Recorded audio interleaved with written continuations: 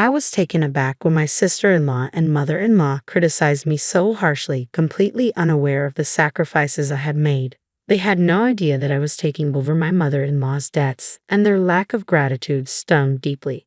As I packed my bags, preparing to leave, they began to understand the full extent of what I had been hiding, and their attitudes shifted. My name is Emma, and I'm 32 years old, juggling a demanding career in the city. During my student days, I was always nestled in the library, lost in my studies. Once I started working, my life was consumed by a mountain of responsibilities, leaving no time for myself. A well-meaning friend noticed my neglect of personal life and suggested, "Emma, you should make time for love." She organized a group blind date for me, and that's where I met John. Working in a city center office, John was a fresh graduate and seemed genuinely interested in me. Though I was nervous about dating again, his kindness and gentle encouragement helped us gradually open up to each other.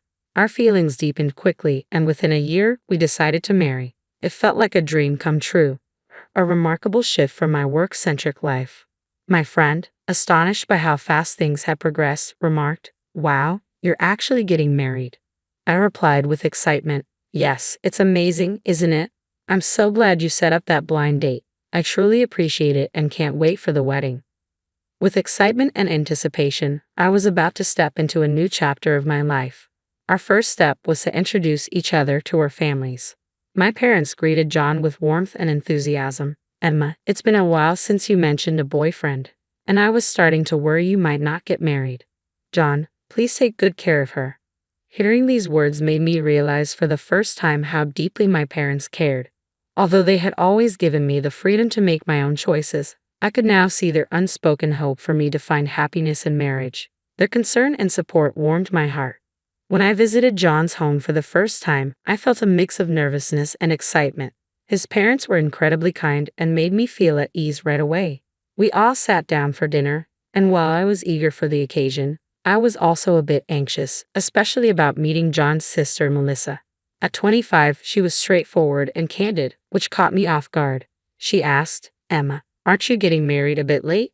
Her comment about how she would have decided sooner if she were me was a bit shocking. Despite this, John's support helped ease the tension, and we enjoyed a pleasant dinner together. Planning our wedding was a joyful experience, and the ceremony itself was held at a location we both loved, surrounded by friends and family.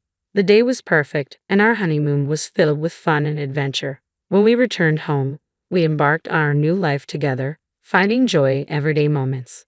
Whether we were going on dates or watching movies at home, the freshness of our newlywed life made each day delightful. It had been about 2 years since our wedding when our serene life took a sudden and dramatic turn. We received the heartbreaking news that my father-in-law had passed away. Although I was aware of his health issues, his death came as a shock, arriving much sooner than we had anticipated. Both my husband and I were deeply affected by the loss, and my mother-in-law's grief was particularly profound, which was palpable to us. However, the situation took an even more surprising turn when we discovered that my mother-in-law was deeply in debt. It turned out she had been deceived by someone unscrupulous and had lost a significant amount of money. This revelation left us stunned. Despite the gravity of the situation, my husband, ever the compassionate soul, expressed his desire to help. We decided to use our joint savings to alleviate her debt as much as possible, feeling that it was essential to support her through this difficult time. To our surprise, my mother-in-law's response was somewhat unexpected. She asked if she could turn to John for help in the future if needed. My husband was taken aback and hesitated, unsure of how to respond. She assured us that she would find a way to manage her finances, though my husband remained concerned that it might involve gambling or other risky behaviors. We kept a vigilant eye on her, hoping she wouldn't find herself in more trouble. Amidst these challenges, my husband suddenly suffered an injury that required hospitalization. This unexpected turn of events added another layer of difficulty to our lives as we spent our days shuttling back and forth between the hospital and home to care for him. I hadn't noticed any changes in my mother-in-law's daily routine until one day, after my husband was discharged from the hospital, I decided to visit his parents' home. It had been a while since our last visit, and I immediately felt that something was different in the atmosphere. "Mom, it's been a long time," my husband greeted her with a warm smile. My mother-in-law responded, "John, it's good to see you. How are you feeling? Can you run again?" She smiled back, and as they exchanged pleasantries, my husband began to look through her bank book. To his astonishment, he saw that the funds we had set aside to help with her previous debts were nearly depleted. "What happened to the money in this bank book, Mother?" my husband asked, clearly taken aback. His mother-in-law offered a slightly sheepish smile and said, "Well, I went out for tea with some friends and ended up buying a few things I shouldn't have. It's been quite a mess." She laughed ruefully, clearly aware of the situation but unable to offer a better explanation. At her revelation, my husband and I were left stunned. It felt as though we had carefully saved money for my mother-in-law's future, only for her to spend it freely without a second thought. My husband couldn't hide his frustration. "Mom, you shouldn't spend money like this. Do you realize how much effort we put into saving for your future?" he said, clearly disheartened. Seeing her genuine remorse, we became even more concerned about her well-being. We suggested that she move in with us so we could better support her. Her face lit up with relief and happiness at the offer, and she agreed to leave her home and move into our apartment. Our new life together began, and my mother-in-law quickly adapted to her new surroundings. We enjoyed our time together, sharing meals and laughter around the table. She eagerly took on housework, which made daily life surprisingly smooth for us. Her cheerful attitude brought a new warmth and brightness to our home, making our days more joyful and fulfilling. I asked, "Mom, what would you like for lunch today?" She replied, I think I'd like yuan." "That sounds good," I said, noting her choice. Since I was working from home, I was in a position to keep an eye on how my mother-in-law managed her finances. With my husband and me covering her living expenses and my husband overseeing her account, we expected her spending to be under control. Despite this, we remained vigilant, concerned she might still mismanage the funds. Days turned into weeks, and before we knew it, 6 months had passed. One afternoon, while we were relaxing in the living room, the intercom buzzed. Curious about who it might be, I answered and was surprised to find my sister-in-law Melissa standing at the door. "Melissa, it's been a while. Is Mom around?" I asked, slightly taken aback by her direct question before even exchanging greetings. I invited her in and showed her to the living room. "Mom, it's good to see you," Melissa said as she entered. "Oh, Melissa, what a surprise. What brings you here?" my mother-in-law responded warmly. "I just wanted to catch up and see you," Melissa said. "I'm glad you're here. How are things?" "I'm doing well, thank you. John is here with me. Would you like to join us for lunch?" Melissa asked. "Of course, I'd love to," my mother-in-law replied with enthusiasm. Melissa must have taken my mother-in-law out to a restaurant or something similar, so we decided to wait at home. When they returned in the evening, we immediately noticed a change in their demeanor. Melissa confronted me with an unexpected accusation.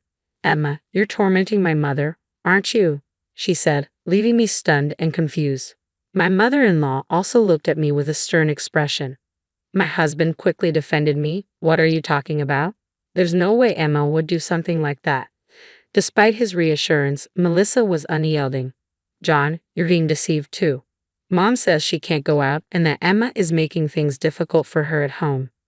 We were both taken aback. It was true that we had occasionally refused my mother-in-law's request to go shopping, concerned that she might overspend. However, the claim that I was taking her money was completely unexpected. I was unsure if my mother-in-law genuinely felt this way or if Melissa had exaggerated the situation. It appeared that Melissa and my mother-in-law were now united in their accusations against me. "What exactly do you want from me?" I felt as if I were under a spell, bewildered by their intentions. What could they possibly want to communicate? Just then, my sister-in-law made an unexpected demand. "I want you to leave our house." Her words hit me hard. "I don't believe my mother can be truly happy living with you," she continued, her face showing disappointment. My mother-in-law, looking conflicted, seemed on the verge of speaking but remained silent, casting a pained glance in my direction. "If you were gone," Melissa added, "it would allow me and John to relax and enjoy our time together." Her words left me stunned, and I struggled to find a response. They had no idea that I had used my personal savings to pay off her debts. In hindsight, I should have clarified that this money was not part of our joint marital funds but my own. Looking at my husband, I saw the anger in his eyes. His hands were clenched, and he was visibly shaking. Melissa, unfazed, continued, "My mother and I will be living here from now on, so I need you to leave." Taking a deep breath, I replied, I understand, but I won't be involved in what happens next. After that confrontation, my husband and I decided to move out. On the day of our departure, they were taken aback by one unexpected revelation. Looks like you've arranged to leave so soon, Melissa remarked, surprised by our swift departure. Well, yes, my husband said with a hint of amusement. I have something to tell you, Melissa. What is it? She asked, intrigued. With a chuckle, my husband replied, since I'm getting older, I've been thinking it's time to transfer the house into your name. Melissa's eyes lit up with excitement. Really? The house will be mine? My husband calmly handed her the paperwork for the name transfer. All you need to do is sign here. Overjoyed, Melissa exclaimed, I can't believe it's going to be my own place, and quickly signed the documents. My husband and I exchanged knowing glances and smiles, pleased with how our plan had unfolded. Well, it's time for us to start preparing to move, my husband said. What? John, you're really leaving? Yes, I've decided to leave as well. Oh, even John is leaving. Do you really have to go with Emma? If I'm not with Emma, I wouldn't be comfortable either. It's normal for married couples to stay together. I expected you'd say that, but what about the house expenses and other costs? That's something you'll need to handle on your own, John replied. Wait a minute, I quit my job because I expected you'd support me. John and I were taken aback by my sister-in-law's sudden declaration. If you continue like this, you're going to create a lot of trouble for me and our mother, John warned. That's fine. If you can find a way to manage on your own, you have her mother's pension to help, and with a bit of saving, you should be able to get by, I said. Yes, and with my pension added in, it should work out. Since you're moving out, we'll need to be creative with our budgeting, my husband added. My sister-in-law looked slightly reassured by my mother-in-law's supportive words. It's my new home now. If I save a bit, I should be able to make it work. John and I exchanged knowing smiles, amused by her optimism, unaware that the property was a rental. Around that time, the movers arrived. We greeted them and started the process of clearing out our belongings. My sister-in-law and mother-in-law watched with dismay. What's going on? Are you moving out already? Are you taking everything with you? Of course, we bought all this stuff. Should I really have to replace everything? I replied. That's right. I wish you'd have taken that into account earlier, my sister-in-law remarked, clearly frustrated. Well, we'd better get going, my husband said with a smile as we prepared to leave the house. My mother-in-law and sister-in-law stood frozen in astonishment. After a while, my sister-in-law called my husband's cell phone. Hey John, what's this about a rent bill all of a sudden? I must have misunderstood something. Am I not actually the owner of this house? My husband asked. Who told you that? Actually, I'm renting this house. The document you signed was a rental agreement, so it's only natural that you be billed for the rent, she explained. Seriously, I had no idea, my husband replied, clearly surprised. Yes, it's your residence now, so you're responsible for the rent, she confirmed. But my salary is not as high as yours, my husband protested. You might find this amusing, but Emma actually earns more than I do, my husband said. Really? It's true. She's been working hard at a well-paying remote job, which is why we've been able to live so comfortably in that apartment, he added. My sister-in-law was taken aback and fell silent. Then I heard my mother-in-law's anxious voice. We're so sorry, she said, her tone filled with regret. I truly apologize. Could you please reconsider and come back? My husband replied with gentle firmness. Thank you, mother, but it's difficult for me to come back given how you've treated Emma. She is my priority. Please handle the rest on your own. After that conversation, I heard various updates. My sister-in-law and mother-in-law had struggled with rent payments and were forced to find a new apartment. They ended up in a small place barely large enough for the two of them. Reports indicated that they were facing financial difficulties and frequent arguments, with additional stress coming from nosy neighbors. Meanwhile, John and I have settled into our new home, enjoying a fresh start. Our days are filled with joy and contentment.